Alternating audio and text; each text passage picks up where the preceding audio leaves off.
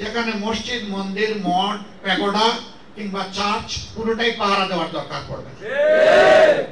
মিলেমিশে আমাদের সুন্দর বাগানে আমরা থাকবো। যার যার কাজ, যার যার ধর্ম, সে তার রুচি এবং তার চিন্তা অনুযায়ী সে আদায় করবে। সেখানে কেউ হস্তক্ষেপ করার দুঃসাহস দেখাবে না। সেই বাংলাদেশটি আমরা চাই।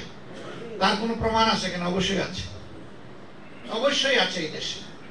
এই যে সম্প্রতি চট্টগ্রাম আদালতে একজন আইনজীবীকে কিছু উগ্র গোষ্ঠী হত্যা করলো, তারা চেয়েছিল এর মাধ্যমে বাংলাদেশকে তপ্ত একটা শসারে পরিণত করবে। ফুটতে থাকবে বাংলাদেশ, জ্বলতে থাকবে বাংলাদেশ, ভুলে খেলা হবে রক্তের। কিন্তু আলহামদুলিল্লাহ এদেশের দায়িত্বশীল মানুষ, বিশেষ করে মুসলমানরা, শত্রুদের পাতানো ফাঁদে পা দেয় নাই, কারো একটা লুম ধরেও কান মারে নাই। আমরা আমাদের সহকর্মীদেরকে বলেছিলাম, আমরা ধৈর্য ধরেছি অতীতে, ধৈর্য ধরবো এখন, ধৈর্য ধরবো আগামীতে ইনশাআল্লাহ। যদি কোনোদিন জনগণের খেদমত করার সুযোগ পাই, তাহলে সেবক হিসেবে কাজ করবো, মালিক হিসেবে নয়। অতীতে যারা ক্ষমতায় গিয়েছেন বলেছেন জনসভা পরম ধর্ম, এরকম স্লোগান আপনারা দেখেন নাই, শুনেন নাই?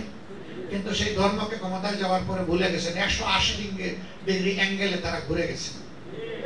তারা জনগণের সেবক হওয়ার কথা ছিল, তারা মালিক, জমিদার হয়ে বসেছেন, আর জনগণকে তারা তাদের ভাড়াটিয়া মনে করেছেন। আমরা জনগণকে ভাড়াটিয়া দেখতে চাই না। আমরা বাংলাদেশের মানুষকে মর্যাদাবান নাগরিক হিসেবে দেখতে চাই।